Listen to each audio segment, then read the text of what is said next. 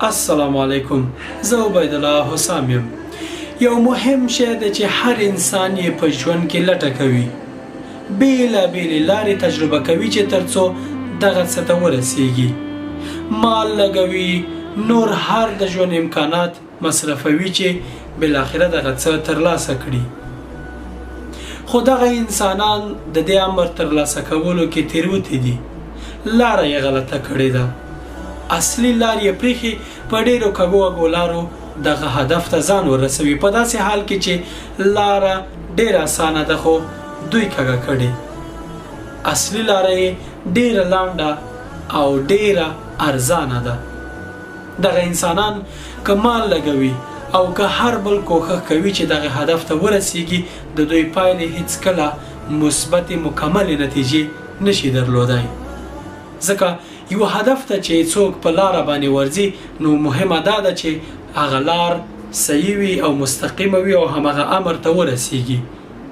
کېدای شي ځینې انسانان دغه هدف ته نسبي ورسیږي، خو په مکمله توګه یا په بشپړه توګه دغه هدف ترلاسه کولو لار ډیری انسانانو غلطه کړې ده. اوس دغه څه شی دی چې دومره مهم دی او هر انسان یې په خپل ژوند کې د ترلاسه کولو لټه کوي. خوشحالي، هوساینه، سکون، نیکمرغي او یا خوشبختی. آیا تاسو ته هم همدغه امر مهم دی؟ ترلاسه کول یې غواړئ؟ نو راځئ دا ویډیو را سره تر پایه وګورئ. خو مخکې له دې چې ویډیو یا بحث پیل کړو، لطفاً په دې چپ اړخ کې د سبسکرایب د سره بټن کلیک کړئ او ترڅنګ دغه د زنګ بټن هم کلیک کړئ، ترڅو هر نوې ویډیو چې زه خپل چینل ته ورزیاتوم تاسو ته هم خبر درکړل شي چې ما نوې ویډیو اچولې ده. راځئ خپل بحث پیل کړو. یو ډله انسانان دي چې د خوشحالي، نیکمرغي او سکون ترلاسه کولو لپاره ګڼ مال لګوي، ښکلې بنګلې جوړوي، تر ټولو قیمتي موټرې اخلي او هر هغه کار کوي چې د دوی زړه یې غواړي، خو بالاخره خوشحالي او سکون نه ترلاسه کوي.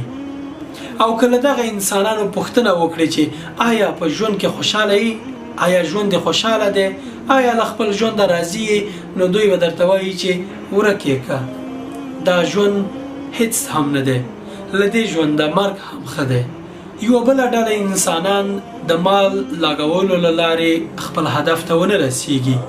دوی د شهرت لیوني شي، د شهرت له لارې غواړي چې هوسا او ژوند او نیکمرغي ترلاسه کړي. ځینې خلک بیا د سیاست له لارې غواړي چې قدرت ترلاسه کړي او له هغه ځایه خپله خوشحالي او هوساینه تضمین کړي. خو نه یوازې دا چې دوی دغه څه کې خوشحالي نه ترلاسه کوي، بلکې لا ډېر هم نارامه کیږي او ژوند یې له بدبختیو ډک شي. ولې داسې کیږي؟ ولې دغه انسانان د مال په لګولو، د شهرت په ترلاسه کولو، د قدرت په ترلاسه کولو خوشحالي، نیکمرغي او سکون نه ترلاسه کوي؟ یو وړوکی دلیل لري، هغه دا چې دوی لار غلطه کړي. نو دا کومه لار ده چې انسان پرې خوشحالي او سکون ترلاسه کولی شي؟ تاسې به ډېر داسې فقیر خلک لیدلی وي چې مال او هیڅ نه لري، خو دومره خوشحاله وي چې اندازه یې نه کیږي. برعکس به مو داسې کسان لیدلی وي چې هر څه لري خو خوشحالي نه لري. یو جاپانی میلیاردر دی چې د ژوند ټول خوندونه یې تجربه کړي، خو بالاخره پوهیږئ څه ډول مړ شو؟